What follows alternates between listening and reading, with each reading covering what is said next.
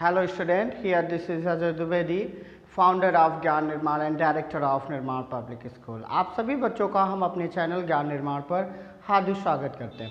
बच्चों, धीरे धीरे ये सफ़र बढ़ता जा रहा है और काफ़ी दिनों से हमारी क्लासेज आपके साथ चल रही हैं और ये साथ मुझे बहुत ही अच्छा लग रहा है और धीरे धीरे हम लोग एक नए टॉपिक की तरफ बढ़ते जा रहे हैं। जैसा कि मैंने आपको रिफ्लेक्शन कंप्लीट किया, फिर मिरर कंप्लीट किया, रिफ्रैक्शन कंप्लीट किया और लेंस कंप्लीट किया। आज हम एक डिस्कस करेंगे numerical problem related with lens. तो लेंस से रिलेटेड मैंने आपको बहुत सारे फार्मूले बताए थे, उन फार्मूलों को ध्यान में रखना है। इमेज फॉर्मेशन के बारे में बताया था और साइन कन्वेंशन के बारे में बताया था। तो एक छोटा सा रिकेप करते हैं, थोड़ा सा मेमोराइज करते हैं चीज़ों को, क्या फार्मूले और साइन कन्वेंशन को, और फिर कुछ न्यूमेरिकल प्रॉब्लम के साथ फिर हम आज की क्लास को शुरू करेंगे। जैसे मैं आपसे कहूँ कि बेटा लेंस के फार्मूलों में कौन सा था, तो सबसे पहला तो लेंस में मैंने आपको पढ़ाया, तो सबसे इम्पॉर्टेंट फार्मूला यही पढ़ाया था, क्या? Lens formula 1/f = 1/b - 1/u, ये मैंने आपको बताया था। अब ये क्या था आपका लेंस फार्मूला, इसे क्या कहते थे बेटा? Lens formula.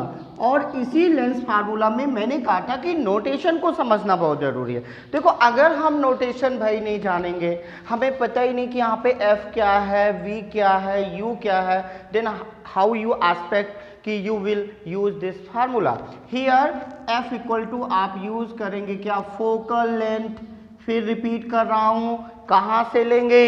ऑप्टिकल सेंटर से लेंगे, यानी कि मिरर लेंस में सभी की सभी डिस्टेंस कहां से मेजर करते हैं? ऑप्टिकल सेंटर से।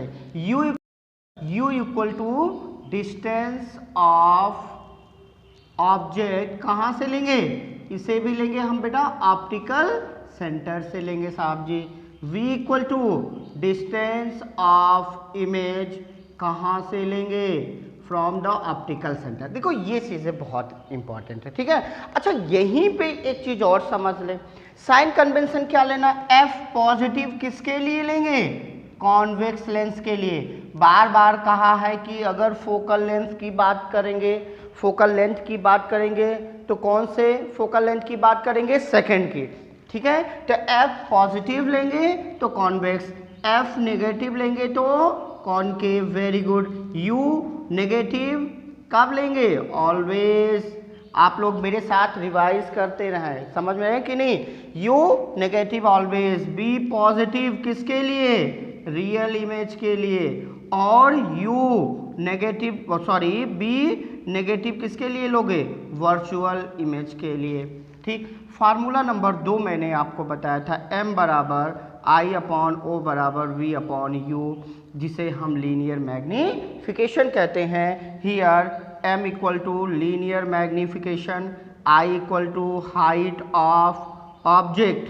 अच्छा, height of object, sorry height of image, I मतलब हाइट ऑफ इमेज।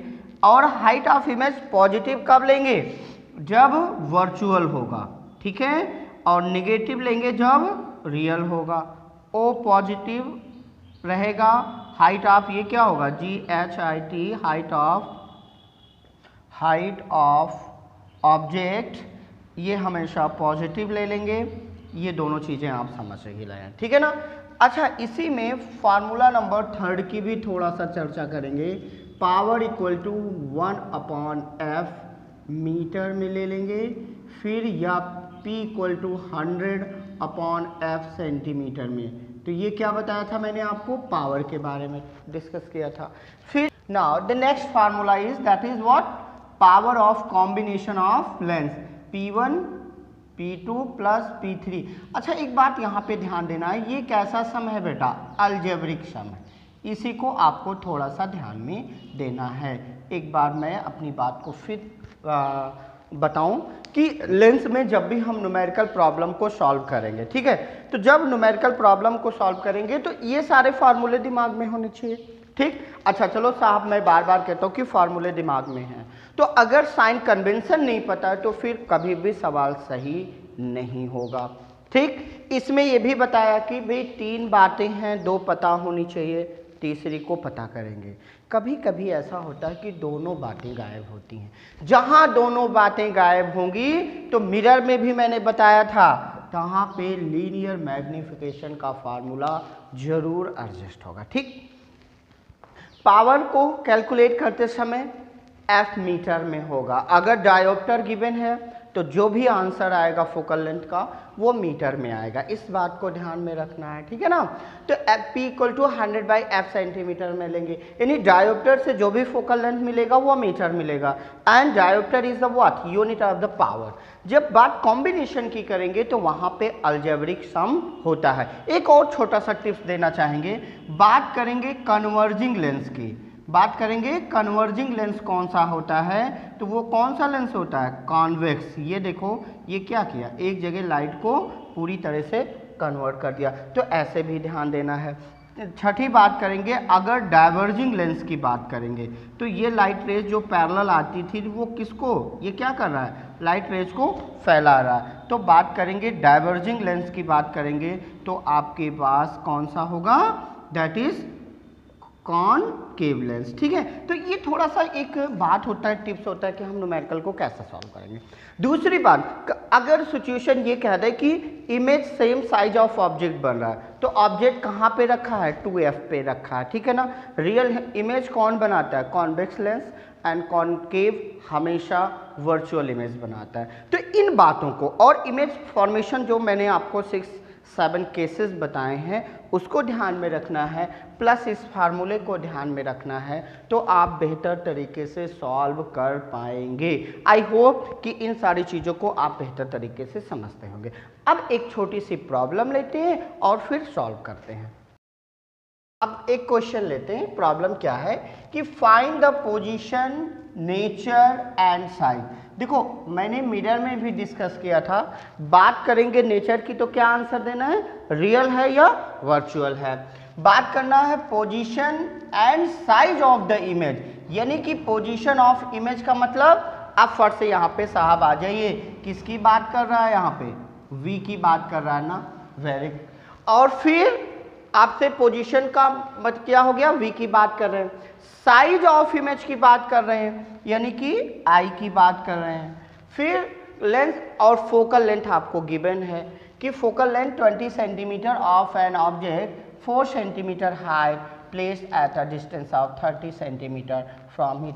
देखो एक बात ध्यान दो, जब भी कभी न्यूमेरिकल प्रॉब्लम आए तो पहला तरीका क्या होना चाहिए, जो भी बातें इस क्वेश्चन में गिवन हो 1 बाय 1 नोट कर लें। फिर क्या चेक करेंगे, जो पूछा गया है और जो बातें दी गई है क्या उनमें कोई डायरेक्ट रिलेशन है। If you will find the answer S तो फट से फार्मूले लगा के सवाल सॉल्व हो जाएंगे।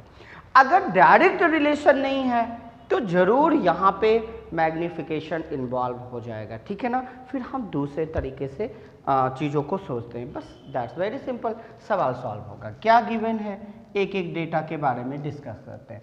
गिवन क्या है, कॉन्वेक्स लेंस की फोकल लेंथ गिवन है, f बराबर 20 सेंटीमीटर। फिर कह रहा हूँ साइन कन्वेंशन पे जाओ, f पॉजिटिव लेंगे ना। अच्छा एक चीज़ और ध्यान में देना है कि यहाँ पे पहला इंपॉर्टेंट पॉइंट लिखो कि लेंस कौन सा है, कॉन्वेक्स। और जैसे ही आपने पता किया कि लेंस कॉन्वेक्स है तो फोकल लेंथ पॉजिटिव कंसीडर कर लिया मैंने। Length 20 centimetre, F of an object 4 centimetre high, height of object कितना है 4 centimetre, placed at a distance, u दिया है that is the 30 centimetre. u always negative लेते हैं, ठीक है ना। अब अगर u ऑलवेज नेगेटिव लेते हैं, दो बातें पूछी गई है, v क्वेश्चन मार्क है, i क्वेश्चन मार्क है, लेकिन इसमें क्या कोई डायरेक्ट रिलेशन है, yes that is the lens formula. तो नाउ वी नो दैट, हम जानते हैं बेटा, क्या जानते हैं, 1/f बराबर 1/b माइनस 1/u। यहाँ पे 1/20 रखेंगे, 1/v रखेंगे माइनस, और u की जगह रखोगे माइनस का 30, तो 1/20 इक्वल टू 1/v बराबर माइनस माइनस प्लस 1/30, ये हो गया। अब यहाँ पे अगर हमें प्रॉब्लम को सॉल्व करना है तो फिर देखते हैं भाई, इसको ऐसा करना है कि आपको ट्रांसफ़र करोगे तो यहाँ पे 1/v इक्वल टू ये इधर आएगा तो नेगेटिव जाएगा, 120 माइनस 130 दोनों का एलसीएम लोगे तो कितना आएगा 60 आएगा। तो 1/v इक्वल टू क्या हो गया 23 जा माइनस 32 जा और अपॉन 60, तो 1/v इक्वल टू 1/60 आया। तो v इक्वल टू कितना आ गया आपका, दैट इज, अब यहाँ पे मैं फिर कह रहा हूँ कभी कभी बच्चे गलत कर देते हैं, v इक्वल टू 1/60 लिख के चले आते हैं, ऐसा नहीं होना चाहिए, इसको भी पलट देना है, दैट इज 60 सेंटीमीटर। अब साहब एक बहुत बड़ी बात निकल के आई, क्या b पॉजिटिव आना चाहिए था, चेक करें भाई, f कितना है 20 सेंटीमीटर है और u कितना है दैट इज माइनस का 30 सेंटीमीटर है, ठीक है। और अगर u माइनस 30 सेंटीमीटर है और फोकल लेंथ कितना है 20 सेंटीमीटर है तो v की वैल्यू पॉजिटिव आनी चाहिए थी। क्यों आनी चाहिए थी, क्योंकि इमेज कैसी बनेगी, रियल बनेगी ना, और अगर वर्चुअल बनती तो नेगेटिव आता। क्यों आता, क्योंकि ऑब्जेक्ट फोकल लेंथ के बाहर रखा है ना, यानी कि 20 से दूर रखा है, और 22 जा 40 यानी 2f और f के बीच वाली स्थिति यहाँ पे बन रही है, ठीक है।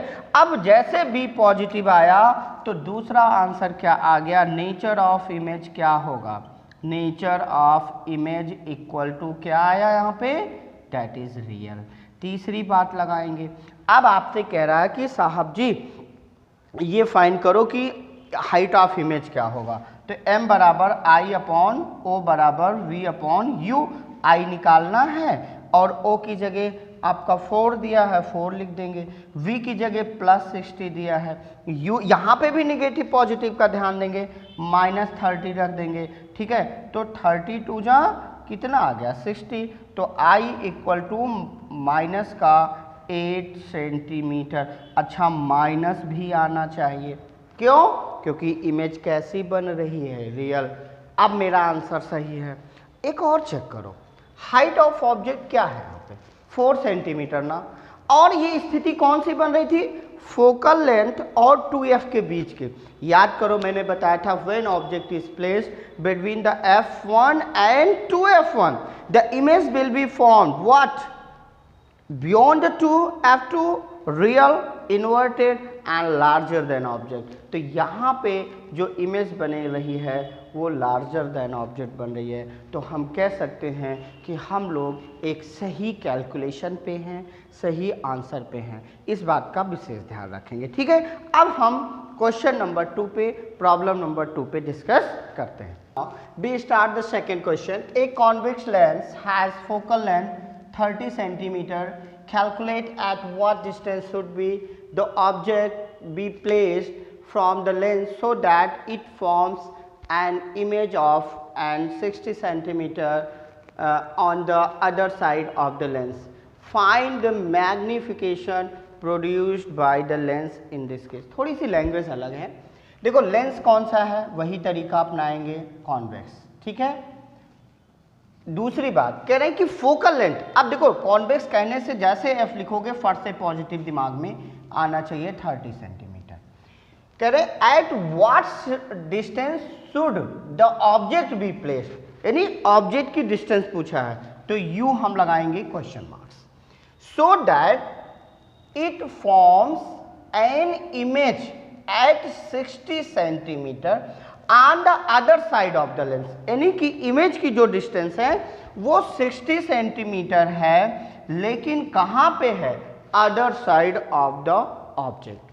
कह रहे हैं कि find the magnification, m calculate करना है, ठीक है, produce by the lens in this case, आपको m निकालना है। अच्छा m निकालने के लिए आपको i और o तो दिया नहीं गया है, लेकिन अगर u मालूम पड़ जाए तो आप मैग्निफिकेशन निकाल सकते हैं, इनका डायरेक्ट रिलेशन है ना। देखो मैग्निफिकेशन का f से तो कनेक्शन नहीं है, इससे है, तो आपको इससे और इससे आपको u कैलकुलेट करना है ना। तो यहाँ पे लेंस फार्मूला लगाएंगे बाय अप्लाइंग लेंस फार्मूला। तो कैसे लिखोगे 1/f बराबर v माइनस 1/u, f की जगह 1/30 और v आपको 60। अच्छा एक चीज़ और है, हम इसको कैसे माने कि सर पॉजिटिव और नेगेटिव है, बताइए। देखो कैसे माने, क्योंकि ये तो कहा नहीं है कि भाई रियल बन रही है कि वर्चुअल बन रही है, लेकिन एक वर्ड यूज किया, क्या, other side of the lens. यही इंडिकेट कर रहा है कि भाई सेम साइड ऑफ ऑब्जेक्ट तो नहीं बन रहा ना, और जब वर्चुअल इमेज बनेगी तो सेम साइड ऑफ ऑब्जेक्ट बनेगा, तो अदर साइड बनेगा, तो इट मींस इमेज रियल है, तो v पॉजिटिव लेंगे। ठीक है, तो ये पॉजिटिव लिया माइनस का, और u रहने दें, निकल के आएगा। अब देखो -1/u बराबर, ये इधर आएगा माइनस, फिर पूरा ले जाएंगे, तो 1/30 -1/60। इनका एलसीएम जो लोगे तो कितना है, 60 आया। -1/u बराबर 32 जा 60, 2 - 1/60, तो -1/u बराबर 1/60, तो u बराबर ये माइनस कर देगा इसको 60 सेंटीमीटर, माइनस आना चाहिए था। क्यों? क्योंकि u क्या होता है, नेगेटिव होता है। अब साहब जी बात ये है कि u नेगेटिव आ गया -60 सेंटीमीटर, चेक करो क्या सही है या नहीं। ये क्या है, v + 60 सेंटीमीटर। अगर b 60 सेंटीमीटर है तो u भी 60 सेंटीमीटर आया। अब अगर फोकल लेंथ 30 सेंटीमीटर है तो 32 जा 60, इट मीन्स दैट ऑब्जेक्ट कहाँ पे प्लेस्ड है, 2f1 पे, और अगर ऑब्जेक्ट 2f1 पे है तो इमेज भी कहाँ पे बनेगी साहब जी, 2f2 पे बनेगी, real, inverted and same size of object. So I am right, question 100% सही है। अब आंसर सही है ऐसा नहीं है, ऐसे चेक करने की आदत डालो। जब चीज़ों को रिलेट करोगे, आपस में कनेक्ट करोगे, तो डेफिनेटली आपका कॉन्फिडेंस लेवल काफ़ी बढ़ेगा। तो ये चीज़ों को कनेक्ट करना है कि भाई मेरा आंसर ये सही है। अभी फिर भी हम मेन आंसर पे नहीं पहुँचे। क्या नहीं पहुँचे, मैग्निफिकेशन पूछा गया है, तो m बराबर I/O बराबर v/u, इससे कोई लेना देना यहाँ पे नहीं है, बिकॉज कोई वैल्यूज गिवन नहीं है। तो m बराबर v की वैल्यू कितना है, यहाँ पे v की वैल्यू +60 ले लेंगे और u की वैल्यू -60 ले लेंगे, और m बराबर -1 आया। मैग्निफिकेशन -1 क्या इंडिकेट करेगा, इमेज कैसी है साहब जी, रियल। ये भी सही है, बात समझ में आया। तो देखो जब भी क्वेश्चन मिले, एक ही क्वेश्चन मिले, तो उसमें हम बहुत सारी चीज़ें समझ सकते हैं और जान सकते हैं। इसके साथ इस एक क्लू को लीजिएगा, जो भी आपकी एनसीईआरटी की बुक में क्वेश्चंस होंगे, जो बच्चे कंपटीशन की तैयारी कर रहे होंगे, जो उनके पास हेल्पिंग बुक होगी, उसमें नंबर्स ऑफ प्रॉब्लम्स को सॉल्व करेंगे। चाहे मैं 10 क्वेश्चन भी करा दूं तब भी ट्रिक्स वही रहेंगी। ऐसी बातों को ध्यान देना। अब एक तीसरे टाइप पे डिस्कस कर लेंगे, जहाँ पे पावर ऑफ लेंस के बारे में पूछा गया। तो now we discuss the next problem. Now in this question, a convex lens of focal length 40 centimeter is placed in contact with a concave lens। साहब जी ये ध्यान रखो, ये एक कॉन्वेक्स लेंस है और इसको किसके टच में रखा गया है, कंबाइंड विद कॉन्केव लेंस, ये कह रहे हैं। और दोनों की फोकल लेंथ, अगर ये f1 25 सेंटीमीटर गिवन है, f2 आपका गिवन है कितना, focal length 25 centimetre, sorry f1 convex की फोकल लेंथ कितना गिवन है, that's a 40 centimetre, contact with focal length 25 centimetre. कह रहे हैं कि what is the power of combination. हमें जब ये जोड़ा गया तो इनकी जो पावर ऑफ कॉम्बिनेशन है वो निकालना। मान लीजिए इसकी पावर P1 है और इसकी पावर P2 है, तो टोटल पावर ऑफ कॉम्बिनेशन क्या होगा, total power of combination P = P1 plus, याद रखेंगे अलजेब्रिक की बात की है। अब यहाँ पे प्रॉब्लम है कि भाई अलग अलग तो पावर दी नहीं गई है, एक ही सवाल में बहुत सारी चीजें, सिंपली आपसे पावर भी पूछ सकता है तो हम कर सकते हैं, ठीक है। तो एक हो गया, अब यहाँ पे पावर आपको निकालना, तो भाई P1 तो पता नहीं है तो पता कर लो ना भाई, P1 बराबर, ये अगर सेंटीमीटर में है तो 100 डिवाइडेड बाई 40 रखेंगे ना सेंटीमीटर में, तो ये हो गया 5 और 2.5। लेकिन कैसे लेंगे, कौन सा लेंस है, कॉन्वेक्स, तो फोकल लेंथ पॉजिटिव कंसीडर करेंगे और ये नेगेटिव कंसीडर करोगे तो P1 बराबर -2.5 डायोप्टर आ गया साहब जी। लाइक दिस P2 कैलकुलेट करो, P2 बराबर 100/25। अब कॉन्केव है तो नेगेटिव लेंगे, 4 जा तो P2 की वैल्यू कितनी आ गई, -4 dioptre. Now power of combination क्या होगा, power of combination P equal to P1 plus P2, P की वैल्यू निकालना है, P1 अलजेब्रिक सम ध्यान रखेंगे, -2.5 डायोप्टर प्लस का 4 डायोप्टर, ये सॉरी ये value, I am really sorry, ये वैल्यू पॉजिटिव आएगी एंड ये वैल्यू नेगेटिव, सही है। यहाँ पे देखो कॉन्वेक्स की फोकल लेंथ पॉजिटिव होती है, देख लेना, यहाँ पॉजिटिव लिखा था तो यहाँ पे भी पॉजिटिव आएगा, तो ये वैल्यू पॉजिटिव आएगी बेटा, और ये नेगेटिव है तो इस वैल्यू को ऐसे करना है प्लस का माइनस का 4 डायोप्टर, ठीक है ना।